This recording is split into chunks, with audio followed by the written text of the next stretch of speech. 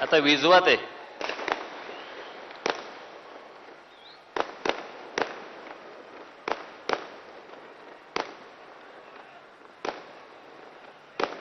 या शिवाजी पार्क मैदानात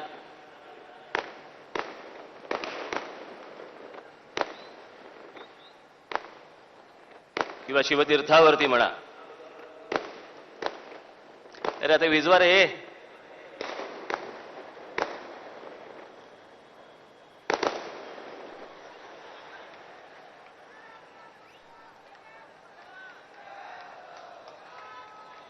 मी एवढासा असल्यापासून मी माननीय बाळासाहेबांबरोबर इकडे आलो, प्रत्येक सभांना बसलो.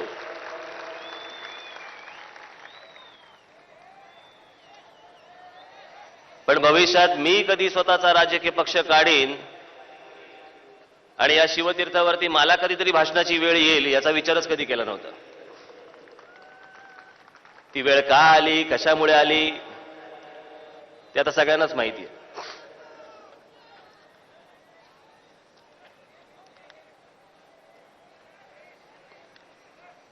1966 साली माझ्या काकांनी म्हणजे माननीय बाळासाहेबांनी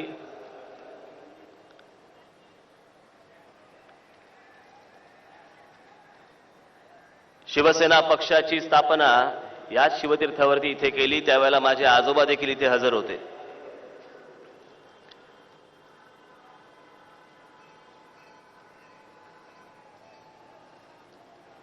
फरक कसा पडला तो फक्त बघा की त्यावेळेला माझे आजोबा जेव्हा इथे होते बरोबर, त्यावेळेला माझे आजोबा असं म्हणाले होते की हा बाळ या क्षणाला मी महाराष्ट्राला अर्पण करत आहे.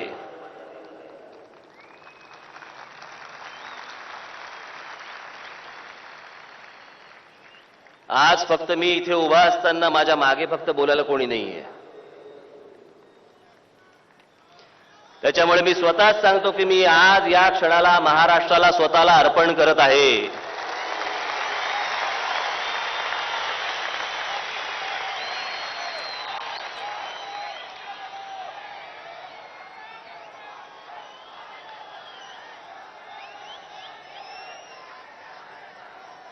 आज आपण ज्या ताकदीने इथे शिवतीर्थावरती जमलात, आपण सगळेजण आलात, आपलं हे प्रेम, आपला हा पाठिंबा, याला आयुष्यात भविष्यात मी जरा देखील तडा जाऊ देणार नाही, एवढं आपण सगळ्यांनी लक्षात ठेवावं.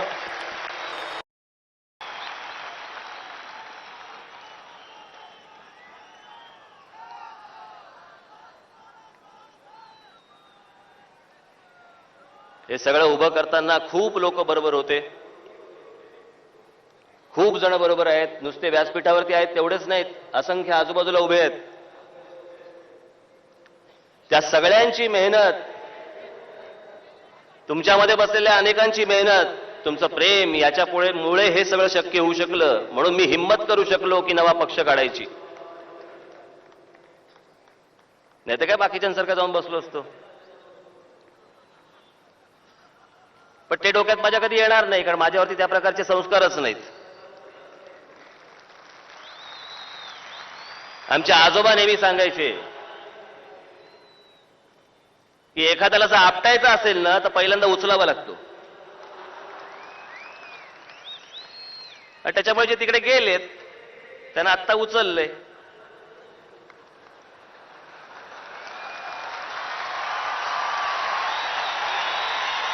ती परिस्थिती मी माझी करून घेणार नाही. भाषणाची सगळ्या गोष्टींची सुरुवात करायच्या अगोदर एक गोष्ट सांगतो. धोरण म्हणून, पक्षाचं धोरण, की याच्या पुढे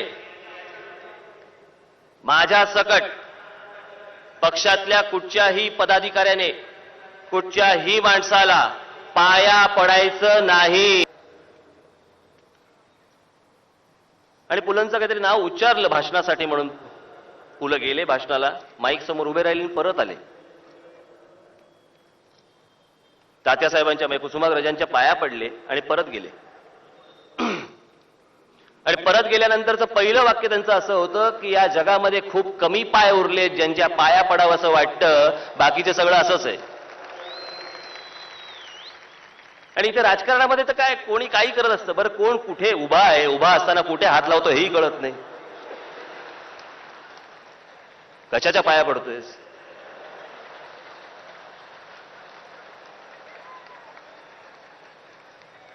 बरं पाया पडताना वाकावं लागतं, उभ्या उभ्या पाया.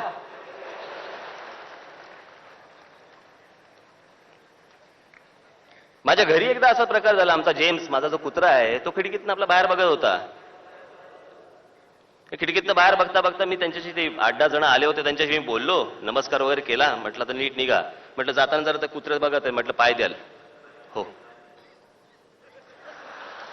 आमचे जेम्सच्या पाया पडले. म्हटलं हो काय करता काय? नाही मला वाटलं ह्यांच्या पाया पडायचं. काही मागचा पुढचा विचार नाही. म्हणून मी हे पक्षाचं धोरण म्हणून ठरवलं की आजपासून, या क्षणापासून कोणी एकमेकांच्या पाया पडायचं नाही. बाकी बोलण्यासारखे मुद्दे खूप आहेत. हात झेंडा का घेतला, हेच नाव का घेतलं? पहिलं होतं की बाबा हा पहिला पक्ष स्थापन करणारच की नाही. नाही नाही, हा परत जाईल. पक्ष स्थापन करणं काय थट्टा आहे का? सोपी गोष्ट आहे का? त्याला पैसे लागतात, माणसं लागतात, सकाळी लवकर उठावं लागतं. म्हणून मी नवीन एक घड्याळ घेतलंय, अलार्म क्लॉक.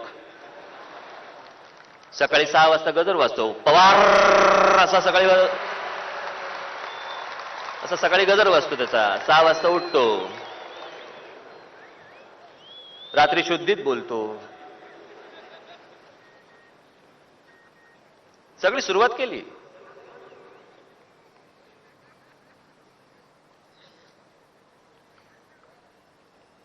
बाकीच्यांना चिंता, बरं मी काही बोलतच नाही. कोणी येतंय गालगुच्छ घेतंय, कोणी येतंय चापटी मारतंय, कोणी येतंय कुरवाळतंय, काय चाललंय माझं मलाच कळत नव्हतं. बरं मी कोणाबद्दल काही बोललो का, काय केलं का, काय केलं? मी आपला महाराष्ट्रात फिरतोय.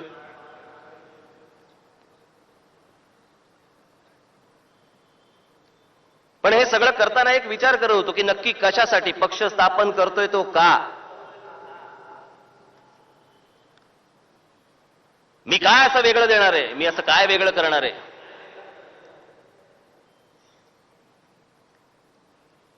आज एवढ्या अपेक्षेने सगळेजण तुम्ही आलात, त्याच्यावरती पण असतंच.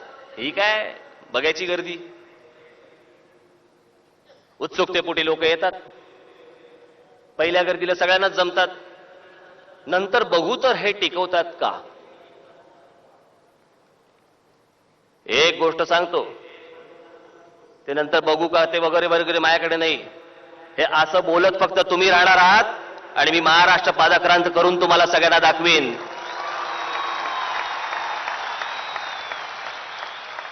काही येणा वाटलो?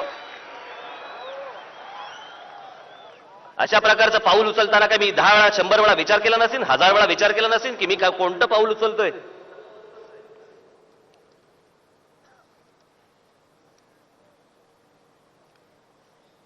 झेंड्यामधले रंग. आता हिंदुत्वाचं काय होणार? काय धर्मांतर केलं काय?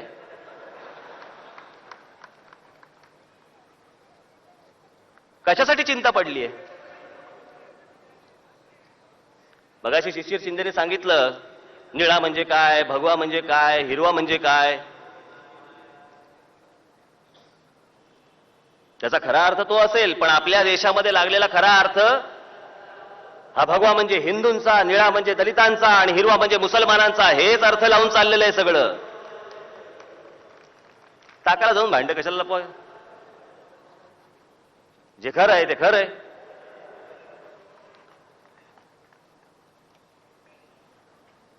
बोलायचं पण दाखवायचं नाही म्हणजे काय?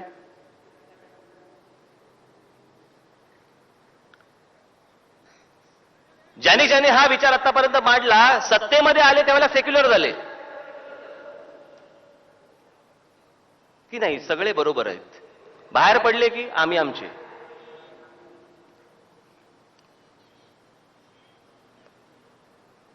हे पहिल्यांदाच ठरवलेलं आहे की होय मी महाराष्ट्राचा, महाराष्ट्र माझा.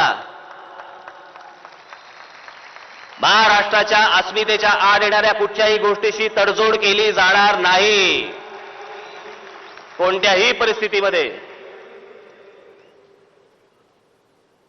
होय हिरवा घेतला, हो निळा घेतला, भगवाई आहे, मोठ्या प्रमाणावर आहे.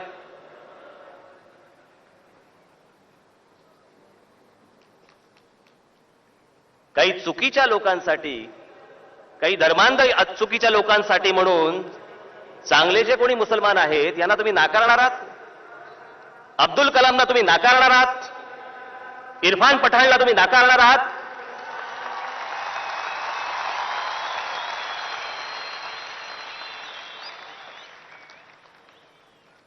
जे चांगले आहेत त्यांना बरोबर घेऊन जावंच तर लागेल. आणि मला हे असले ढोंग जमणार नाहीत. मी जेव्हा मागे शिवसेना पक्षामध्ये असताना जेव्हा प्रचाराला जात असे, व्यासपीठावरती येऊन मला सांगायचे उमेदवार किंवा तिकडची माणसं, काय साहेब इथे मुसलमानांबद्दल काही बोलू नका, आपल्या बरोबर आहेत. साहेब इथे दलितांबद्दल काही बोलू नका, ते आपल्या बरोबर आहेत. अरे म्हटलं मी कधी बोलत नाही रे. कशासाठी हे ढोंग करायचं आपण? जर हिंदुत्व हे जर राष्ट्रीयत्व असेल तर मला राष्ट्रीयत्व जास्ती मानलं मान्य आहे. काय त्याच्यामध्ये चूक आहे माझी?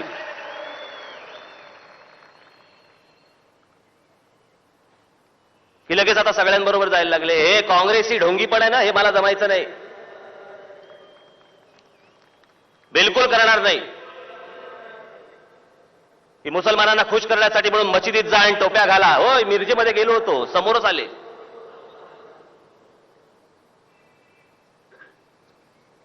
सगळे समोर आले, मला बोलले की नाही तुम्ही या दर्ग्याला भेट द्या.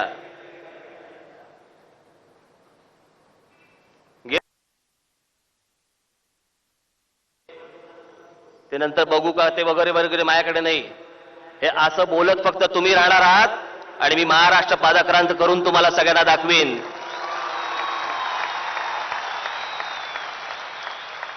काही येणा वाटलो? अशा प्रकारचं पाऊल उचलताना काय मी 10 वेळा 100 वेळा विचार केला नसेल, 1000 वेळा विचार केला नसेल की मी काय कोणतं पाऊल उचलतोय.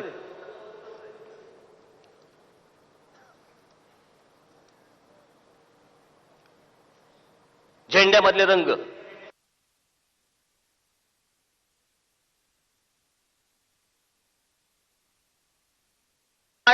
सत्तेमध्ये आले त्यावेळेला सेक्युलर झाले की नाही, सगळे बरोबर आहेत. बाहेर पडले की आम्ही आमचे.